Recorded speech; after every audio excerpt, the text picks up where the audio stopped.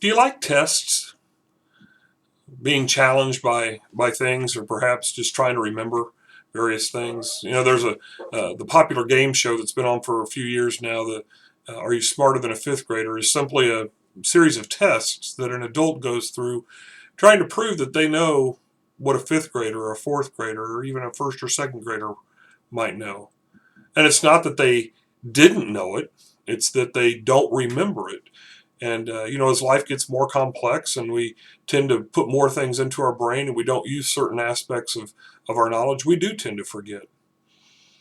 And that can be true with bigger things in our life as well. A lot of times people will go through some trial or challenge in their life, and later they come back to it and they go through it again and they go through it again. And sometimes it's very true that people don't learn from those things. But other times, maybe they learn, they've just forgotten and need that reminder. Well, tests are very prevalent and very common objects in the Bible. We see many of them.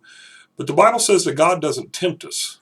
He allows us to go through tests, but we are not tempted by God. In fact, He is not Himself able to be tempted, and therefore He's not able to tempt others. But God does give us good things. He's given us Himself through His Son.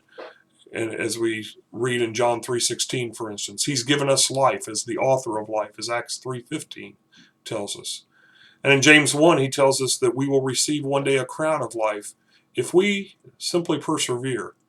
Not that it's simple, but if we do persevere, that we will receive that crown of life for passing the tests, for trusting in Him to get us through our test.